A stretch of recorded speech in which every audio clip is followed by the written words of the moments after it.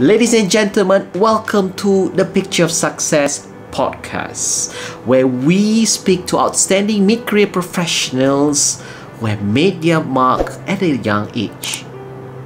And today in this show, I have a special guest, and you may have seen his viral post about outstanding Malaysians or inspirational tweets about successful Malaysians. Malaysians who have endured trials and tribulations to achieve success. And the man behind most of these posts is actually here today, and his name is Richard Kerr. Richard Kerr is a chief storyteller and the founder of Richard Kerr Digital, with hundreds and thousands of loyal followers behind him. Richard, it's great to have you in this show. Hey Yazid, thank you very much. It's a pleasure as well to be talking with you tonight. Looking forward to an interesting conversation. Same here. The pleasure is mine as well, Richard. Right, Richard, I've known you quite a while back. You were active in the startup scene both in China and Malaysia. But for the benefit of the audience out there, could you tell the audience more about yourself? Yeah, of course. So first off, I'm like any other ordinary Malaysian on the street. After my, I did my study here, right here born and grew up actually here in Malaysia, originally from Tawau, Sabah. And of course, eventually moved to KL for a short while. I studied my diploma here back in the 90s. And then of course, I managed to secure a scholarship at Mara. Mara actually to go to the UK. Yeah, so did my electronics degree there. And after graduation, I decided to start my career off in China, where I work with multiple companies, mainly in the IT industries, and also call center related industry as well. And then Call center, wow. Call center, yeah. So work in an international school, doing a lot of help desk stuff. Those were the early days, helping people to solve the computer problems. So picked up a lot of knowledge there and handling people. And of course, from there, yeah, as I mentioned about setting up a call center, working for this US company to set up the offshore center in China. So that was an interesting project where I get to build a call center from scratch, hiring people, build up the systems and everything until it's operational. Oh, it was also at the same time when I picked up some of my entrepreneurial skills, which I will explain later. Then after spending 10 years in China, returned back to Malaysia. So my first job here was actually working with Magic. As you know, Magic was the government agency that looks after the startup ecosystem here in Malaysia. And then I joined Magic when Magic was just about a few months old. Joined Cyberview after that. Cyberview is the company that looks after the development of Cyberjaya, and it is a place that I'm always passionate about since I was a student. Still, probably the last few believers of Cyberjaya, but still have a good high hopes about it. Still, I think that its golden days, it's still ahead and will come soon. And then, of course, eventually I joined a Malaysian tech company called Aerodyne Group, which is the number one ranked drone services provider in the world. I started off as the VP for partnership and eventually took up the chief marketing officer role before I decided to pursue my own things by starting my own company called Richard Kerr Digital. Right. So Richard Kerr Digital has been instrumental in writing a lot of inspirational posts about Malaysian, right? And I'll get back to that later in a sense, right? But I believe your wide breadth of experience, both working in Malaysia and in China, makes you able to see how great our country is and how does it compare to others, right? But really, that's just my intuition. But what really led you to writing inspiration posts about Malaysia in that sense? I think the inspiration actually started many years back. Actually, it's not actually quite recent. It's actually started in 2016. I think I remember it was one fine day, and I think Malaysia was winning a number of medals during this Paralympic back in 2016, as far as I can remember. So I started, I said, okay, I'm just gonna do highlight about these Malaysian achievements, those one who won the medals and everything, and those also doing something great for the country, whether they were, winning other types of competitions and those kind of things outside of Malaysia. So I compiled a list called 25 Malaysian heroes. So I just used Canva to do up the visuals and everything. And of course, I posted on my Facebook without actually hoping for anything at all. And then, of course, suddenly it just went viral. I think that was probably the first time it happened. I said, "Wow, this is interesting. Maybe I should be doing this again." So I think about a month later, I created a similar post, and then now the number of heroes grew from 25 to about 50, and Wow. then of course they created traction as well, and then people were commenting and everything, sharing, and then at the end of the year, I created a bigger list. It was like 100 Malaysian heroes, so that Oh, actually also, so yeah, it went pretty viral as well. So so in essence, I mean, the work has been done before. It's just that because I've been doing focusing on my day job, so I didn't get to really focus on doing those kind of things. So then it actually just happened this year that I actually started to see, okay, maybe I should be doing it more often. Yeah. So that's what happened. That's the inspiration. I think you're not the first one who actually start writing about Malaysians, right? But but but I think there's something different about the way you write, right? And actually, it's kind of like a breath of fresh air, right? It does seem that you Mhm. have this knack to see uh, the potential and possibilities in this era of negativity sometimes in that sense, Mm. right? Yeah. Can you tell us a bit more about your thought process and how you find these Mhm. stories and how you write them? That's it. Okay, in essence, I think the information is already there on the internet. I mean, it's already available out there. You can just find them. You can find all of these people quite easily. But I think if you look how the social media has evolved over the last few years, I think what's important to know is people's attention span has gotten shorter. So Mm, if you write long articles, or even if you put in a link on your social media that goes to another website, people, you're already putting some friction to it. So people probably they do not want to read it. They just read the headlines, and they probably do not want to be redirected to outside of the social media platforms to another website. So so I saw the opportunities of like putting all the information together into one single post. So for instance, as you know, a lot of my posts that went viral mm, actually started on Twitter. So on Twitter, I took the opportunities to really break down the stories into threads and use really simple language. So I was mm. imagining to telling this story to a 5-year-old kid. So really throw away all the jargons, making short sentences, and of course try to create stories around it. So you have the starting point, you have the struggles, and then you end with the punchline and the inspiration. So there's a sort of like a structure to it.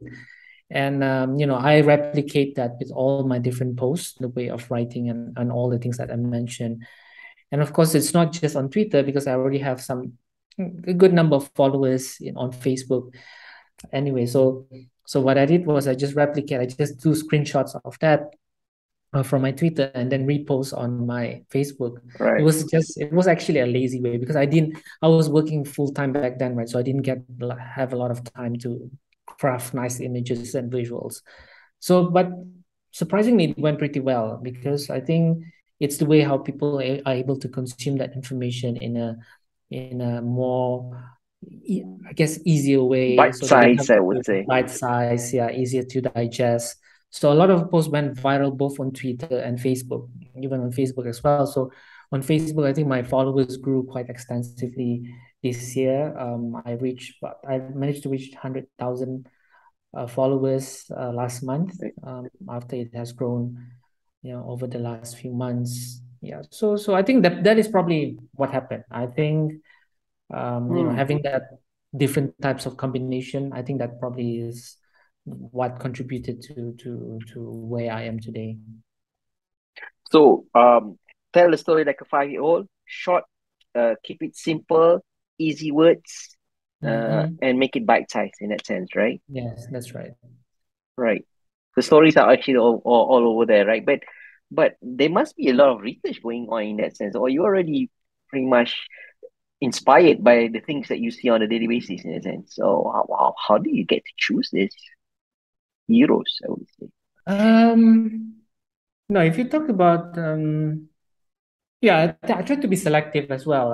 I think in a lot of cases, Malaysians do have a lot of success stories. People who are doing great for their countries, creating companies that creates thousands of jobs, that drives the nation's economy. Right. I think I normally pick those kind of people who have contributed greatly to Malaysia.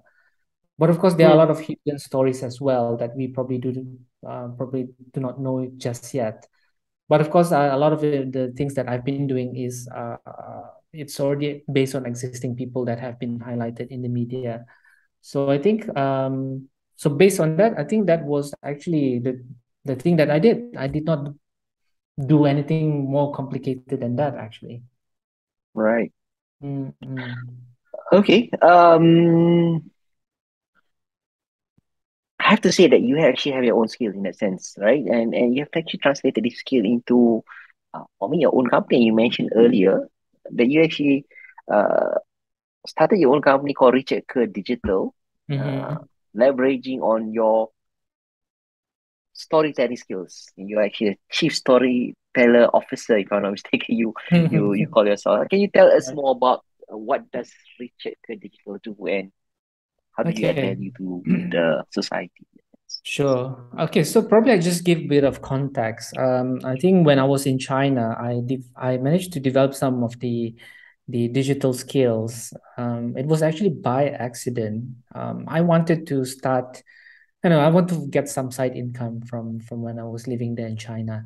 So no, I've been doing a lot of different things. I have skills of fixing computers and those kind of things. So I offer these services to people around, friends, colleagues. So I go to the house and fix Wi-Fi's and fix their laptops and those kind of things. Very simple jobs, but of course, until one day, I remember I was owning this iPod fourth generation. I don't know whether you still remember. It was the with a black and white screen and with a scroll wheel in the middle. So it was with a 20 gigabyte space, which was big back then. 20 So gigabyte, man. yeah, yeah. There's a hard disk inside. I got it used from somebody on which I bought from the internet. So one day, of course, it broke down. And of course, if you look at how the Apple ecosystem back then, they were sold in the US first before in China, although they were actually built in China. So I tried to, oh, I couldn't find a place to fix it. And of course, I headed to YouTube and tried to see if I can fix it myself.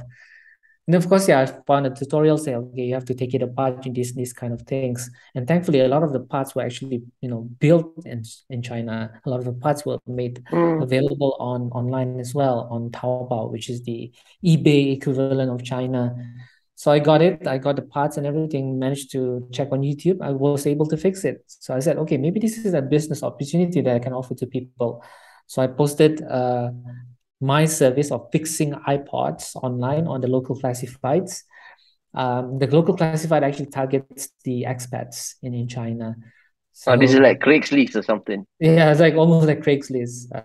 So of course, I think within 1.5 days, somebody reached out to me. There was this American guy. He said he has two iPods not working. So asking me if I'm able to fix it. Said yes, of course. So said I don't have a proper workshop. So can we meet at Starbucks? So Starbucks was sort of like my a place where I meet my customers. So I met him there. So look, checking the iPod, said, okay, I am not able to fix it on the spot. I have to bring it home with me. So he said, "Is that okay with you?" He said, "Yes, yeah, sure, no problem." So I issued a sort of like a small agreement Invoice. invoice, like, okay, this is it. I have your iPods with me. So it was so cool with it. So of course, when I got home, I ordered the parts and get them fixed or replace the battery one and replace the hard disk for the other one. So it was fully working after that. So I said, okay, then maybe I want to scale this. So I started a website called iPodFix.cn. I still remember the domain name. And for this Is it one, still I there? no longer there as well. And then managed to then I did two versions of it. I did a Chinese version and an English version as well. I mean the language. So eventually because I promoted the website and always attracting customers from China and even locally in Beijing as well. And of course, eventually it grew just from iPod. I started to offer fixing iPhones, and that is when I started to work on learning some SEO stuff, how to write articles and those kind of things, managing social media. Ah, So that was actually the probably the breakthrough, I should say. So because one day I at the was like, right time, I would say. Those were the yeah, early days, right? yes, that's right. So, so because interestingly, a lot of places around the world they don't have actually official iPhone repair centers. So people were actually shipping their iPhones to me, and I was fixing them. Yeah, so it was very, really interesting. So I had a global customers already at a point in time, coming from all the different parts of the world. So yeah, so I learned about social media, how to manage, how to respond customers, and shipping the iPods and everything. So it was actually instrumental for getting all these skills. So of course, with that, I use that skill to do whatever I do today by applying the knowledge, the skills, experience, dealing with customers, and of course, offering is as a service through Richard Kerr Digital. And I see a big gap, especially because I think Malaysia has has a lot of good companies, good startups, but a lot of them focus too much on the technical side. They do not know how to Ah, sell products or services. So I see this gap, and I want to help tackle these challenges with all these startup founders. And how can I help them to tell their stories to make them more visible online and not just locally? I think I want to help them get them to regional level and even mm. global level as well. Yeah.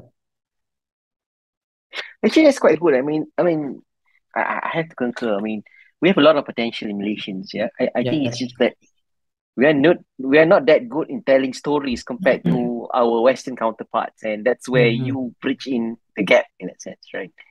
Yeah, that's correct. I think Malaysia has great talents. I mean, to be honest, based on the people that we've met, I think you know that as well, right? Yeah, It's just that, I think the storytelling part is sorely lacking. Even to really simplify, people sometimes get too technical. People just get turned off. They do not know want to know more about your interesting product or services. And even more so in the digital space nowadays on social media, with people's short attention span, how do you grab that attention when you try to sell a product or services without actually doing any hard sell at all? right. Putting more in the storytelling side and get people to be more interested, engaging, evoke emotions. So those are the elements of storytelling, if you know. So I'm putting this all together and try to help companies who intend to make them more visible in the digital space. I think what you are actually pointing here is just not useful for companies, but also useful for people in their personal lives, right? If we can't, Yeah, the, I think it is applicable because we are moving to the digital space anyway, you whether you like it or not. I think even more so that we need to be able to support these kind of people and whichever they want, whether it's business, whether it's individuals, whether it's NGOs, anything at all. They're trying to make them more visible in the digital space. And as I said, we are bombarded with so much information on a daily basis. How do you make yourself stand out from the rest? How do you mm, make yourself visible? Without actually overselling yourself, for instance. So these are the kind of things I'm trying to bring in, and of course, a lot of it involves a lot of creativity as well. How do you create Mm. creative content that would people, when they scroll on their devices, they would stop and then see, okay, what's this about? And then that's when you know get people to engage with all the different contents or posts that I create. So you are actually in a market of grabbing people's attention in that sense, right? Marketing nowadays, it is about grabbing people's attention. That's true. Yeah. Um, Talking about grabbing people's attention, actually, I actually saw one of your posts that actually grabbed my attention, and you talk about the challenges that you actually have to struggle through to get through where you are today, right? Mm-hmm. And let's just talk about your personal story. That's how did Mm-hmm. you actually, what are those challenges and the roadblocks, and how did you Mm-hmm. actually get over them in that sense to actually have your own company, Richard Kerr Digital, be a CMO for Aerodite and so forth in a sense, right? Uh,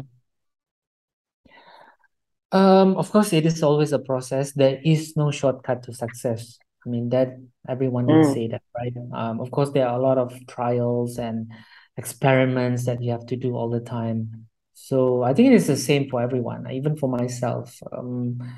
Even when I throughout my career, I did apply for hundreds of jobs, I think probably thousands. Some jobs that I really like that I'm hoping that I would get it. Of course, I didn't get. I did apply mm, for a lot of the multinational companies, and people did not believe that I'm capable of doing it. People sometimes say you're not ready to do sales, you don't have any marketing background, you're not ready to be in management, not enough experience. So a lot of roadblocks. Of course, it's not everyone. Of course, there are people who believe in me and of course hired me to join the team, and which I'm truly, truly appreciate of because it helps to build my credibility. It helps to build experience and skills. And of course, there are people who have been skeptical as well, but I do not blame them. Maybe it's just me that who did not probably try to portray my skills, that what I can do for others. But of course, as I mentioned, it was a process, it was a learning experience. But eventually, I think when I was able to see the big picture, I was able to connect the dots and see where the opportunities are. And this is when I say, okay, I'm just going to do this, and then and offer my service to people. So I think in a sense, I'm quite fortunate. I think I'm very, very fortunate actually, since I announced to run my own company about 3 months ago. I've mm. been getting quite a number of leads, people approaching me. I actually did not do any hard sell at all. People are approaching me on a daily basis. They really want my help to help build their stories, help highlight some of the things that they've done, create the digital presence, helping them create content, creative content in those areas. So yeah, I think although there are non-believers, there are also a lot of believers, things people who believe that I could really help them, and I have already helped quite a number of them, a lot of number of companies already over the last 3 months. I think more and more are coming. I think as I build my portfolio. So I think that is basically the summary of the question that you just asked. All right. I mean, I guess from what you're trying to say is that, there's always going to be naysayers in your life in that sense, right? And there's always going to be supporters. What you're trying to Mhm. say, you just focus on the people who are your believers in that sense, right? Is that what you're trying to say? Yeah, I mean, there'll be, just like what I'm doing actually. If you look at the inspirational post that I Mm, do, focus on the positive, because if there'll be obstacles, but if you focus on obstacles, you won't go anywhere. So you have to focus on the exactly. positive side, see where the opportunities are, and this is when you are able to progress. I think the same for the country as well. Malaysia, I think we've done a lot of things already. We have all the right ingredients to make great things. But if we continue to focus on the obstacles, it won't take us anywhere. So we have to focus on the things that we can do, that we can change. And if we can multiply this effort with all the Mm, different people out there who have all the talent, who have all the expertise, I think we can do wonders. So yeah, so that's essentially what it is. mm. You've got such a positive and inspirational view on things, right? So just one last question, right? As a summary of the interview you're doing it. If you have a choice of putting words on the billboard for you, what you believe in, what would that message be? On the billboard, Yeah. um, focus on the opportunities, not obstacles, as I just mentioned before. So I think a lot of people, I think they are, I think it's all right to see the obstacles and the potential risk ahead, but I think it's also good to also focus on what's possible. I think Mm, you see successful entrepreneurs out there, they are, on a daily basis, they face, multiple challenges and mm, obstacles along the way, but it is something that they have to face, and they have to really work on it and find solutions to those, and this is what actually will bring the entrepreneur or the company forward. I think it's the same thing for everything. I think for companies, for even nations or countries, yeah, they have to really focus on what are the opportunities are to fix problems or challenges. I think that's the only way to move ahead. focus on opportunities. That's a sweet, brilliant, and simple way in summary what you believe in. And Mm-hmm. ladies and gentlemen, there you have it. You heard it from Richard Kerr himself. So for the people who are interested to know more about you and more about your service, where do they visit and how do they get in touch with you?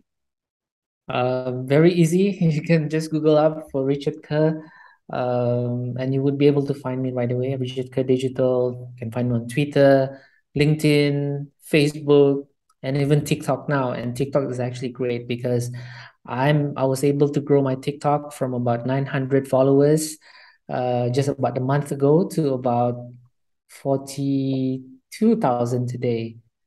So I was very Awesome. proud. Yeah. So I did my storytelling method as well on TikTok.